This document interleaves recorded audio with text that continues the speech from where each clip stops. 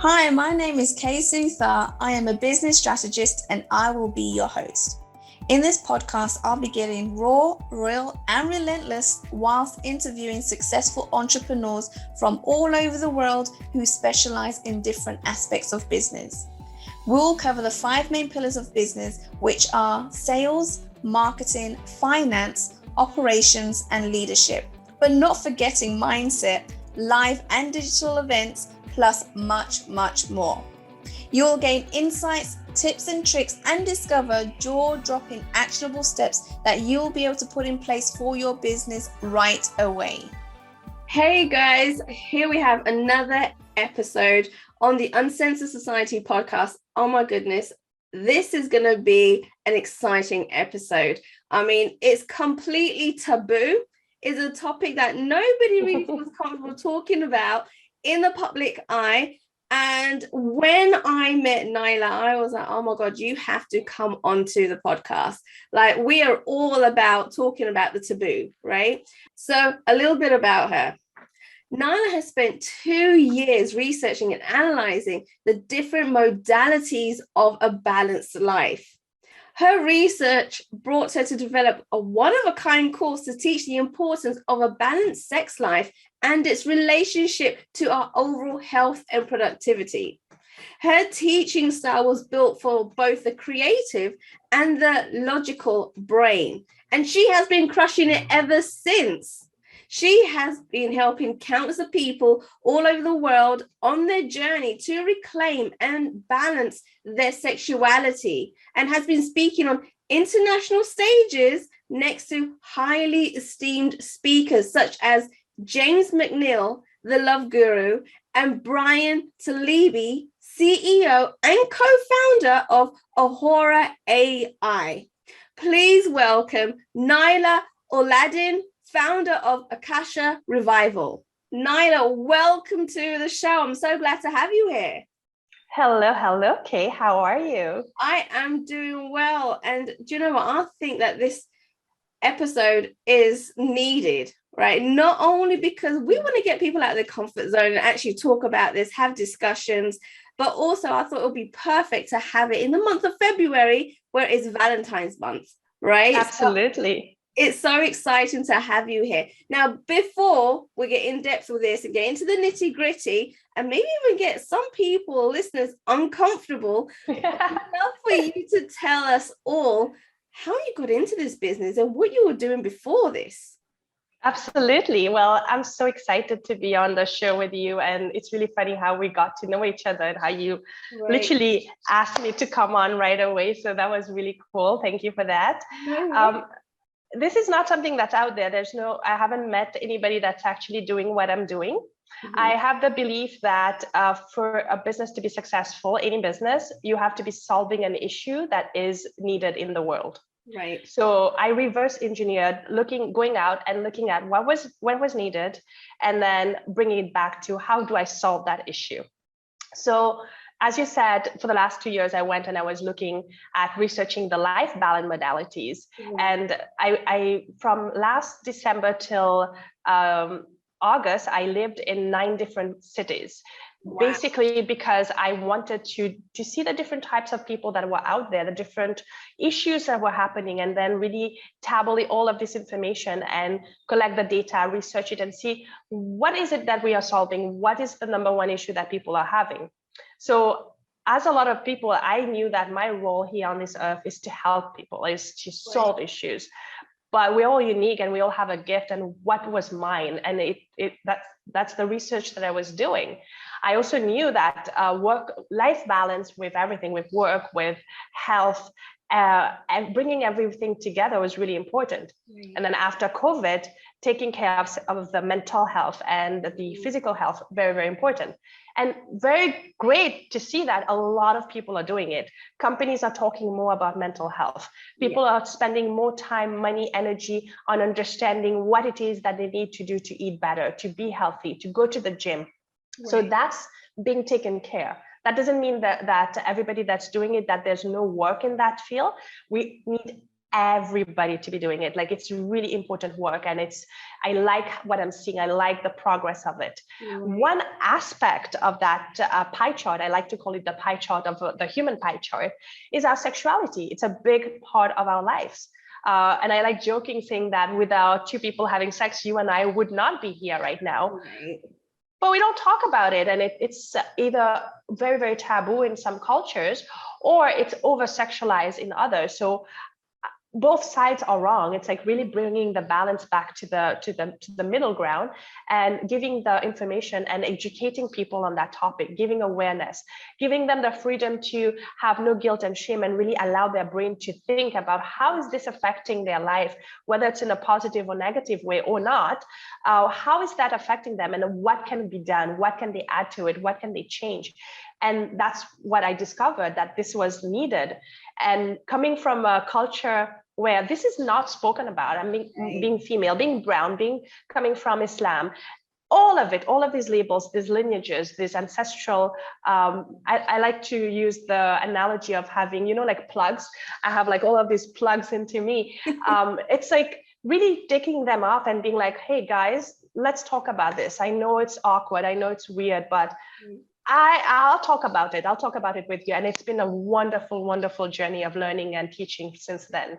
Awesome. Oh my goodness. And do you know what? I want to pick up on a point that you mentioned, because I think it's really important, that cultural background, right? You come from the Islamic background. I come from the Hindu background. And it is nothing that, people don't want to talk about that in the culture, right? How did you overcome that? And do your family and friends know this is what you do? And how did you overcome trying to explain all of this to them? Love that answer. I call it's a drip marketing campaign. Okay.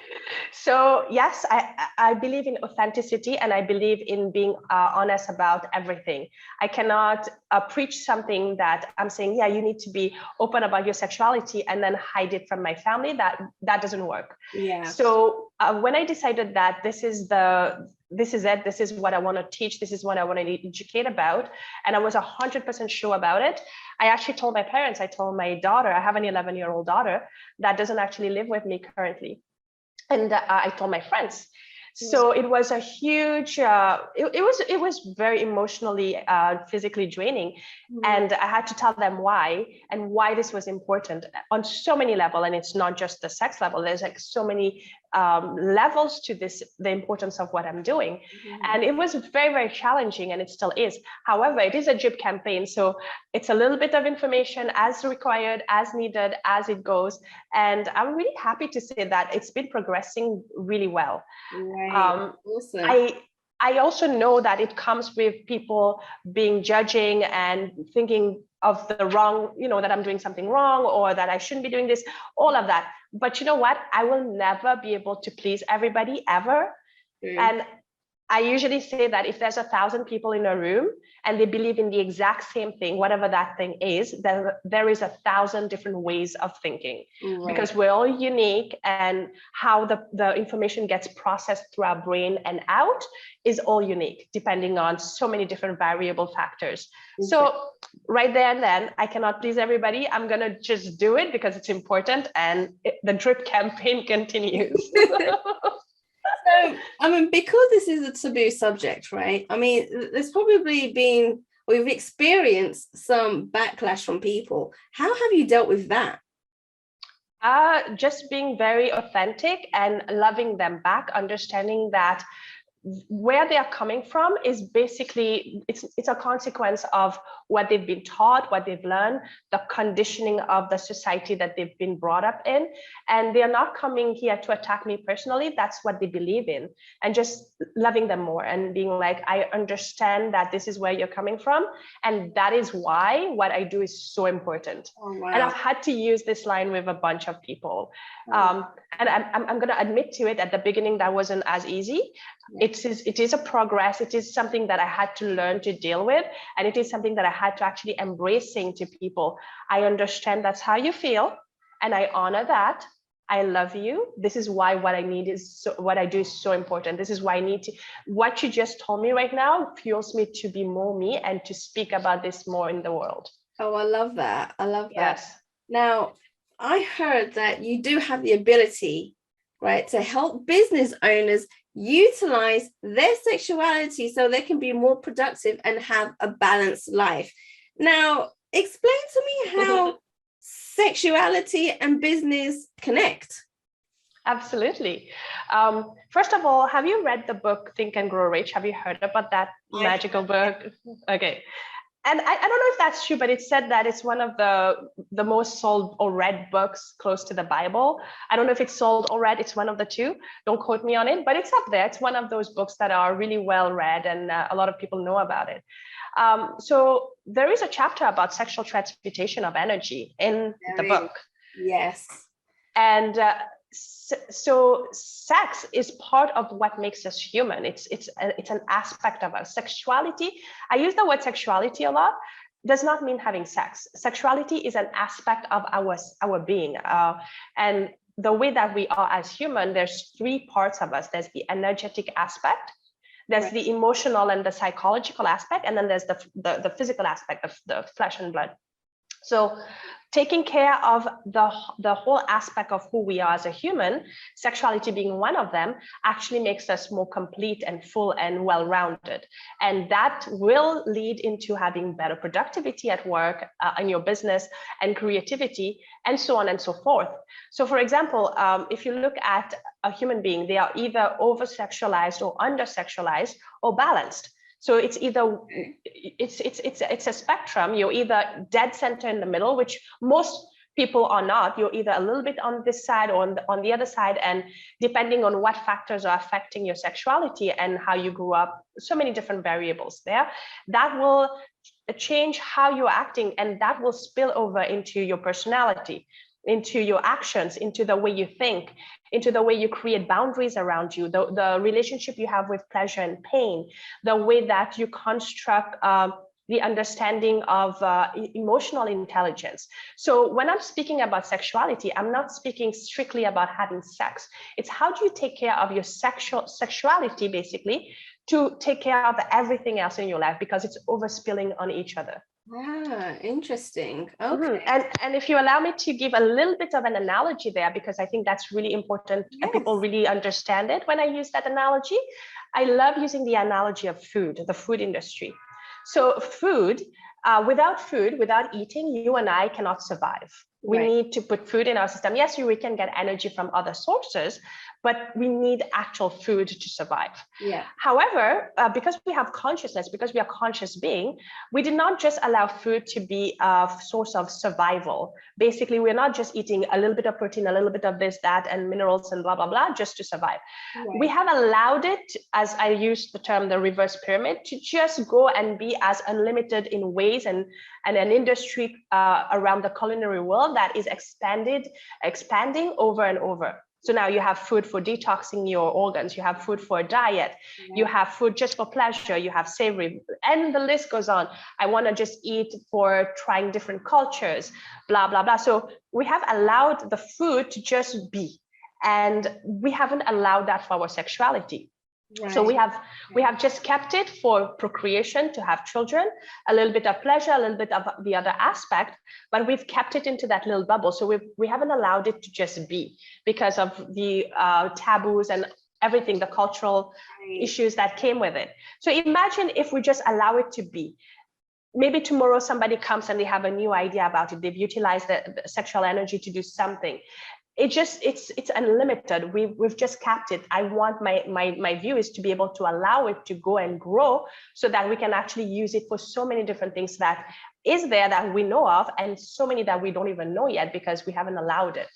Right. Okay. Mm-hmm. I like that. And you clearly have done a hell of a lot of research, from everything that you're explaining. How do people get comfortable with wanting to learn more and being open about talking about it, right? So society, I guess, has kind of made it a taboo subject. And if you are a girl from a certain culture, it's not appropriate for you to have these conversations with anybody. So how would you, or what would you say people need to do to get comfortable and stop worrying about what other people are actually thinking when you're going down this road? just talk. Honestly, me and my friends, we talk about it all the time because we want to remove the taboo aspect of things. And everything comes with intentions. So what is anything that you're doing, any job, any action, anything that is going through your mouth, even if you're just making a statement, I like to ask people, what is your intention for doing that? And if you retrace back the intention of why you're doing something, you'll see that the consequence is always linked to it. So when I'm speaking about sex, my intention is to really normalize it and to give it the respect, to bring that balance back, and that's it. I am there to create education and awareness, and because that is my primary intention. I'm not there to shock people. I'm not there to spark hate, or I'm an educator. I'm there to educate and spark the conversation. I want people to talk about it. So I go and I start telling people about it, and I kid you not, I haven't found anybody today that has said, "Oh, I don't want to talk about this. You're making me uncomfortable." Oh. People actually do share really intimate things about themselves. I know so much about people's sex life that maybe I should know, but they feel comfortable. They don't feel judged. And then there's so much issues. And it's like every day I wake up and I'm like, I have so much work to do in this world, because every day I meet somebody that tells me something really, really deep about their sexual life that is affecting something else. And because they've had that conversation with me, they have that aha moment that, I understand now why I'm stuck in that aspect of my business and I cannot grow it. It's because of this. And then they retrace back that sexual issue or that sexual trauma back to a relationship or a lineage or something that happened when they were a kid that has nothing to do with sex. So one thing, the chain reaction is so flagrant that it's people, they are not even concerned about the taboo of it or the embarrassment of it, because it's so entangled in everything else in our life that they get those really huge aha moments when we start talking. Yeah. So what I'm getting from you right now is there is people out there that want to talk about it but are afraid to talk about it, and when they find you, they know it's okay to do so. It's okay to have questions, right? And so they feel very comfortable speaking to you about all these different intimate things. It's almost like, oh my God, I finally found someone that I can talk to, right? And not being judged. I love that. Yes. So Naailah, tell me what actually qualifies you as an expert in this field. Well, first of all, there's nothing like me. So, like I was talking to one of my friends when I was in Arizona, and he's like, Naailah, I see your course being in high school and universities because what you're teaching is so important for children to know. And I was like, doctor, he's a doctor. He's like, doctor, no, like I don't have a degree in this. Like I don't see myself. He's like, do you think before the person had the first degree, there was a degree that was there for them to have that first degree, And I'm like, oh my God, what are you even telling me right now? He's like, you're new. This is brand new. What you've done, you found an issue, you found the solution, and you spent time to really look into it.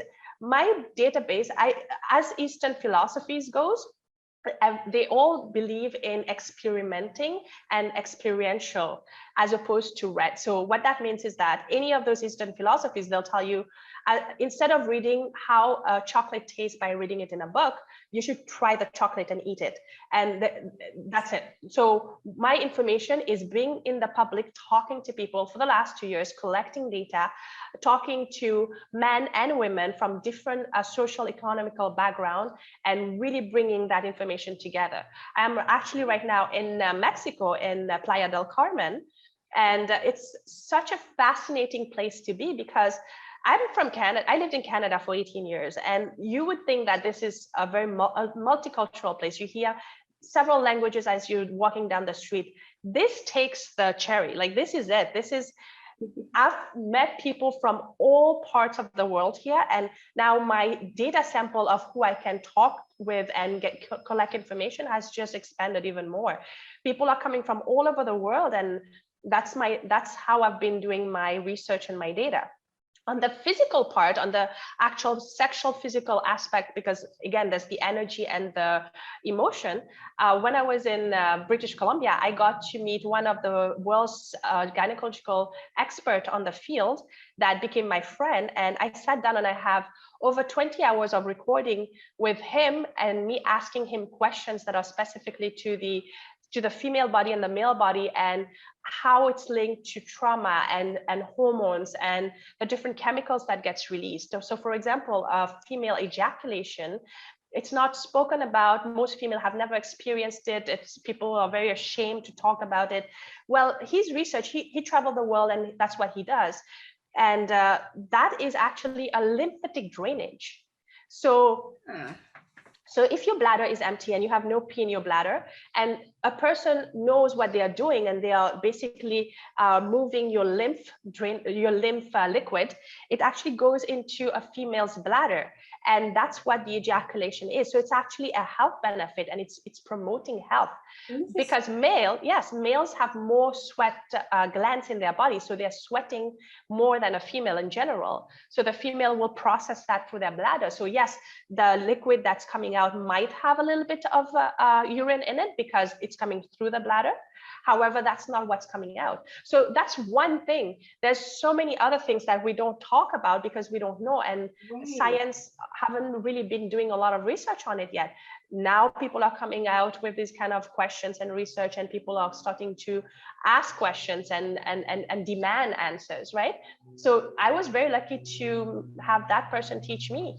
And that's very unique information that most people don't have. I'm very blessed. That is most definitely something new that I've learned. I didn't know this. And so it just kind of lets me know how important it is to actually know your body, right? We don't really know our bodies and how it works. And like you said, in science, they don't really talk about any of this. It's just very basic biology. Yes. And so it's really important to speak with you, to find out all this information, because you have been connecting with these people that have been, talking and discussing and researching about this for many, many years. And now, you're out there telling people, educating people, coaching them on really what goes on and what's behind, people's sexuality. And it's not a bad thing. People need to know about this. People need to know how it all works. Yes, 100%. I'm with you. So now, Naailah, are you able to teach our audience today, right, on something they can relate to and immediately apply? What would you say will be the first thing that they need to do to kind of balance their sexuality? So let's talk about, I'm a little bit of a quantum physics geek. All right. and I like I like to really explain things very logically. Let's take a very simple concept of, people ask me this all the time. Is it okay to have multiple partners? And we live in a world where there's everything should be a balance. However, we come from a part of the world or traditions where people were more conservative, and then there's revolution or evolution where everybody's like, oh, I'm gonna go and have sex with as many people as I want because I can, and there's no shame. And all of it, none of it, it's not good or bad. It's just action versus consequence. So I don't believe in good or bad. I don't believe in ethics the way that it's projected, or morality, because it's very, very subjective. As I said, 1,000 people, 1,000 good or bad, 1,000 subjective ways of thinking. So what we do look is at action versus consequence. And in that situation, somebody that is out there, whether they're female or male, when they are having sex with multiple partners, if they don't really know those partners, and they haven't spent time understanding the different levels of who they are, the energy aspect of them, the physical aspect of them, and the emotional aspect of them, well, what's happening is they are actually sharing all of that. And having sex with a person is you're taking that energy and you're giving your energy to them. Right. So understanding that, and in quantum physics, we have the concept of quantum entanglement, which means that your being is entangled with somebody else around the world that you might know or might not know, depending on the frequencies that you share with that person, thoughts and everything. So it's like, you think of somebody and then they call you. That's quantum entanglement. Okay. So that's very, very well researched, and there's a lot about it. Well, I talk about sexual quantum entanglement. Every time you have sex with another human, you're actually sharing your energies, your physicality, and your emotion with that person. And you're sharing that with everybody else that you're having sex after. So if a person has sex with 20, 30, 40 people, completely fine, no issues there. However, the energies of that is being transferred throughout. So even if those 30 people never have sex with the next partners, but it feels like they've had sex with each other in a sense, because all of these energies are quantumly entangled now. So protecting your energies, and that doesn't mean that you should or you shouldn't. It's empowering you with education and understanding that this is how it works. So when you are out there and you do want to have that sexual connection, be mindful of who that person is, and if you really want, because that is staying with you, whether you're male or female. Right. And it's a very interesting thing. So people, I meet whenever somebody is on a one aspect of the spectrum, whatever that is, on anything, whether it's sex or food or whatever, right. when they are allowed to go out, they usually go all the way on the other side, because now they feel like, I'm going to do this, I'm going to enjoy myself, whatever. And then they find balance back once they start understanding the repercussion of those actions. And balance is where you need to be in every aspect of your life. So I meet a lot of people and they're like, yeah, you know what? I was in a relationship and it wasn't working well. And I was felt very guilty because of A, B, C. And then there was a point in my life where I went and I had sex with multiple partners. And then I started feeling like this, and I was feeling very lethargic. I couldn't concentrate. I did not understand why I was feeling, my confidence went up and then my confidence went down. So basically what's happening is you're playing with all of these different energies and now you're not in control of it. So being aware of this is very, very important. And communication. Talk to people, find out more about them, explain to them what you're desiring from a sexual relationship. Find out if that's what they want.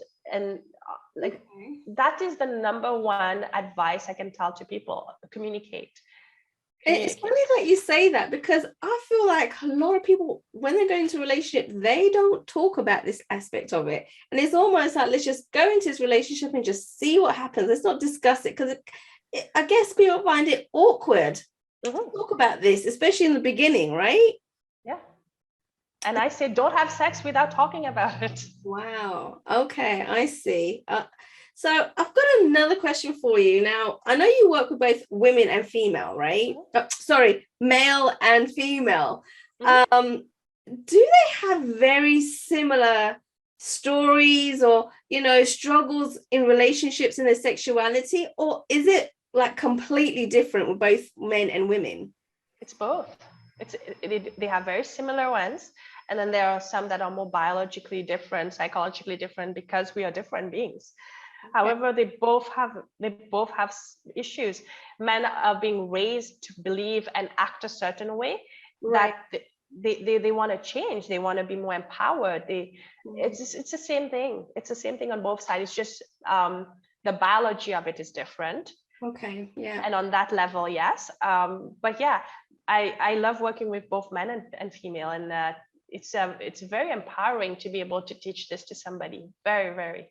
So being a woman yourself, do you find that men have struggles approaching you and that they feel more comfortable speaking with another man, or vice versa? Like, have you experienced any of that?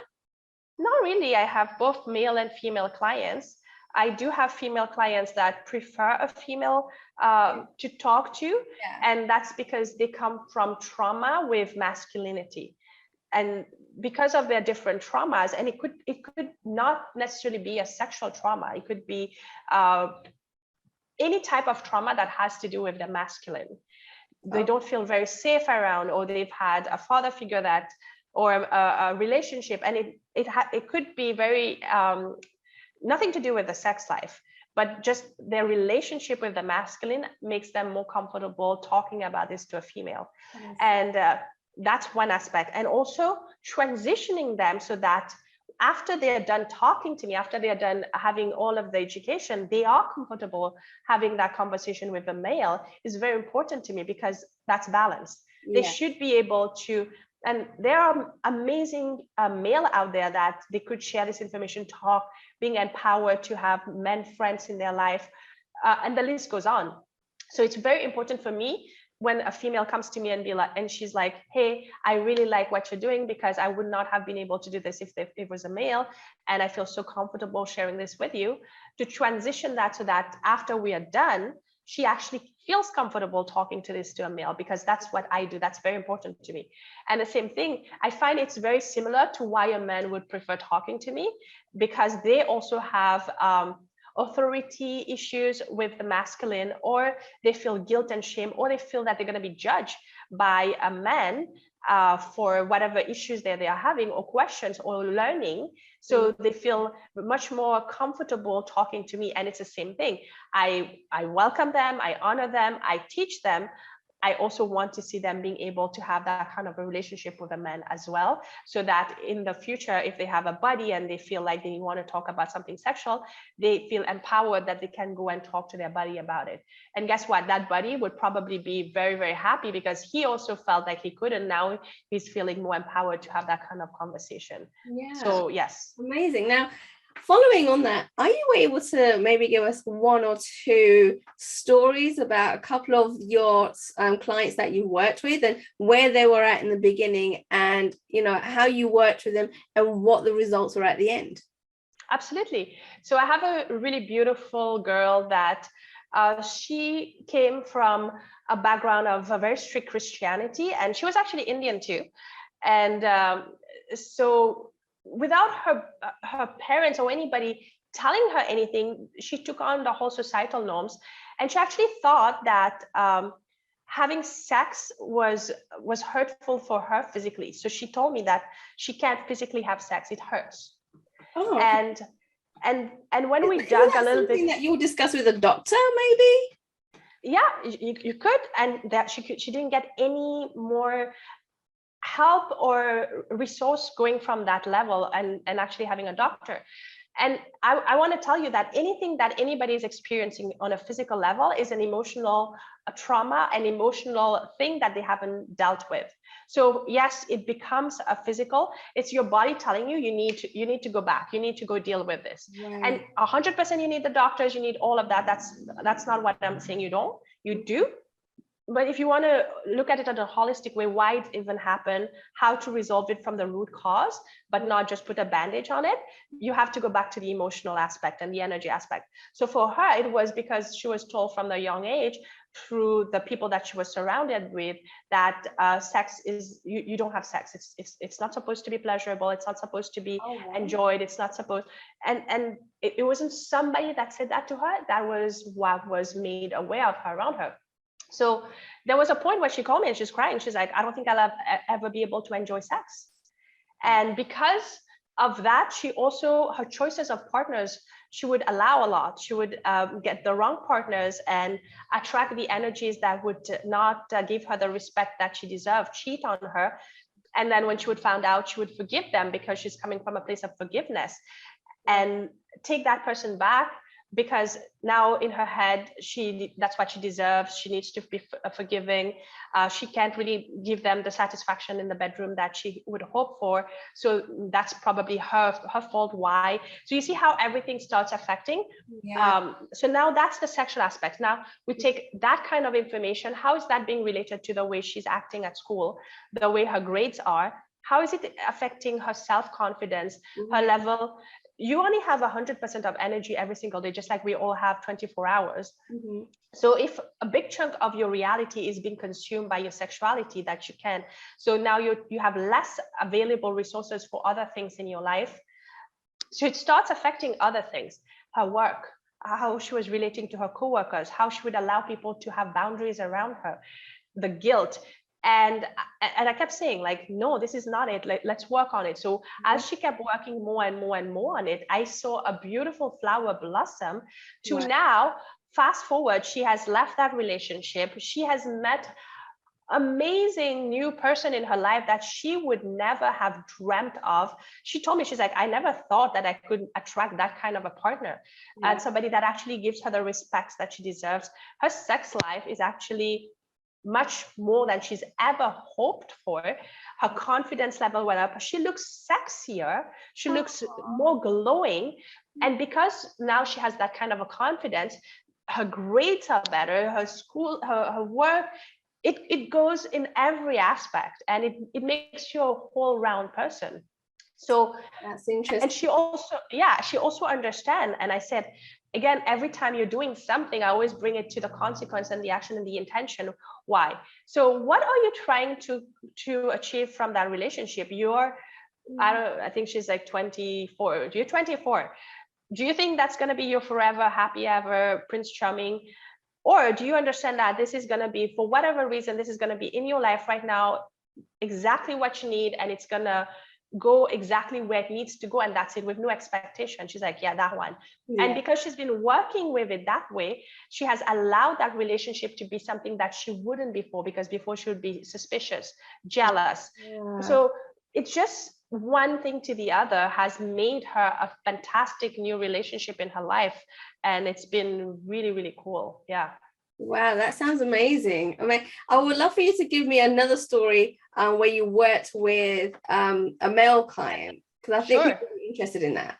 Yes, a lot of male have sexual traumas that they feel they cannot talk to another human to, because we believe, I don't mean you and I, society as a whole, when we speak about sexual abuse, our mind typically goes to a male abuser and a female victim. Right, yes. And that's not the case. I am here to tell you that I have spoken and dealt with men that have had horrible sexual things done to them, horrible traumas done to them on the sexual level, or traumas that are not on the sexual level that affected their sexuality. Oh, wow. So again, one thing leads to the other, affects everything in their life, and how they react to female, how they feel that they need to project their masculinity because something happened to them when they were 6, was 8, it's a real thing. So I actually have quite a bit of people that I have dealt with that have had really troublesome things done to them by an authoritative figure, by another male when they were younger, by females, by younger girls.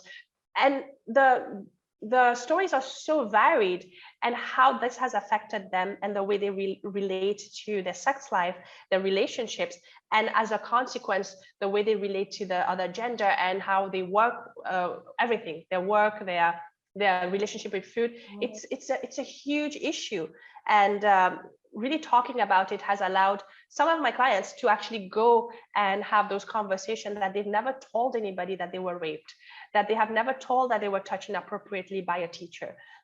And having those kinds of conversation and dealing with that and learning how to work with that and reverse engineering that back into a more holistic life in general.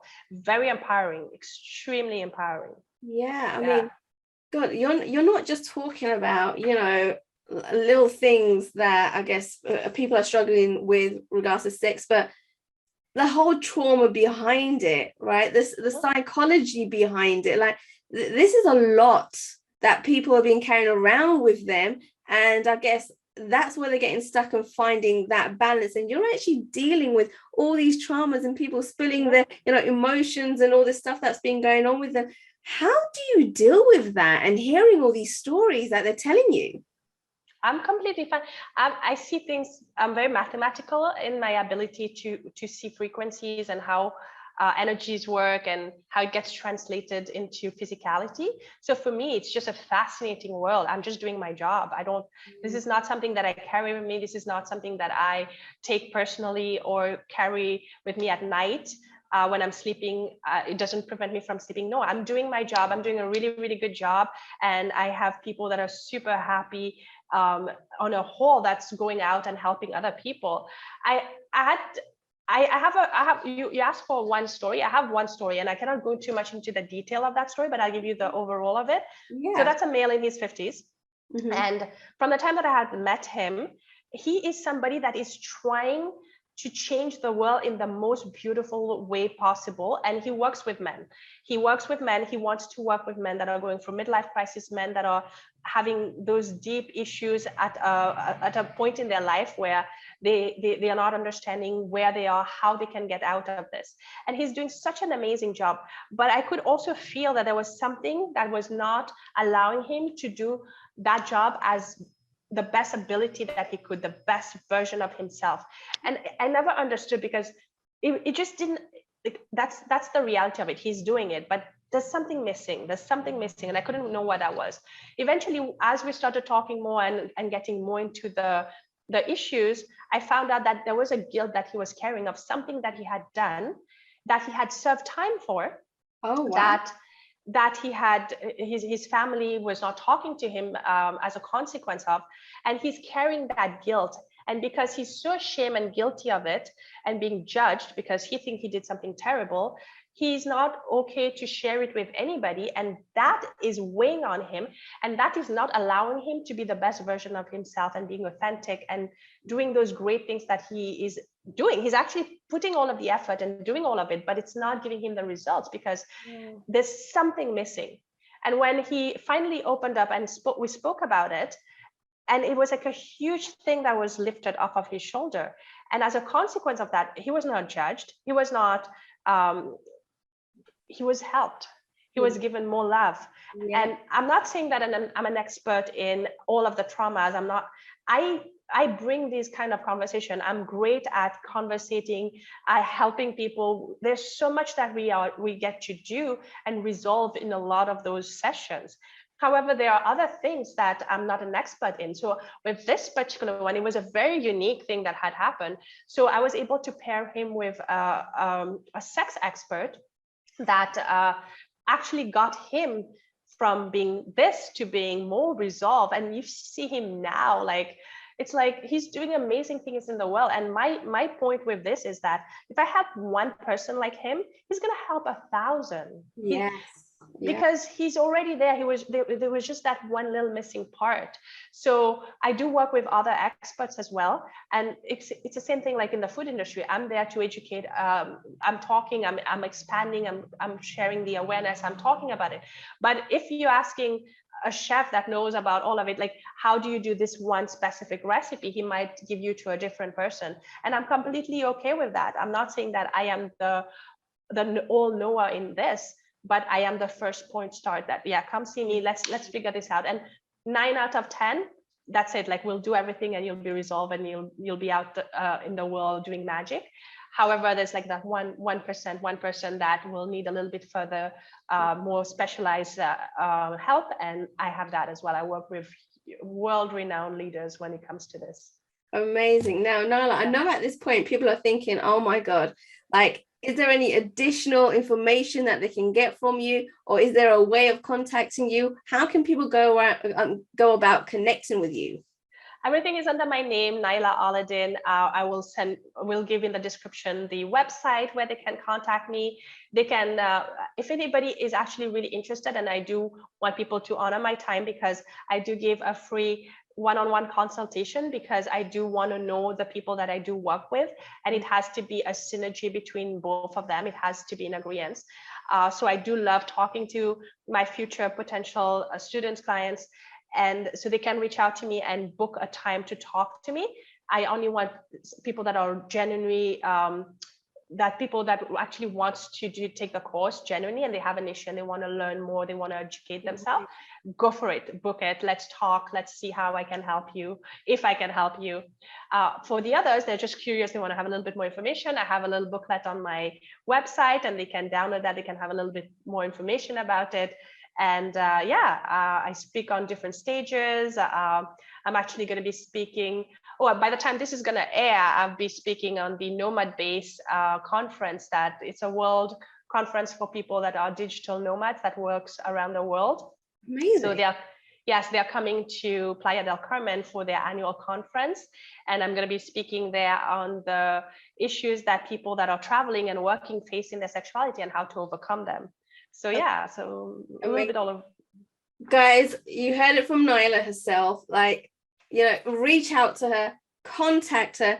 if you're serious about learning more about this and you want to, hire Naailah, then make sure you book that call. All links, all resources will be in the show notes below. So make sure you scroll down and get those links so you can get ready to contact her and work with her. Naailah, oh my God, it was amazing to have you on this show. Thank you so much for coming onto the show and giving so many different nuggets and golden nuggets. It's been amazing to have you here. Likewise, I had so much fun, and lovely talking to you, Kate. Awesome. Thank you for your time and listening to Uncensored Society podcast. All resources mentioned throughout the episode will be added to the show notes, and you'll be able to find them at the bottom as you scroll down. Don't forget to go ahead and subscribe and leave a review in iTunes. Thank you once again.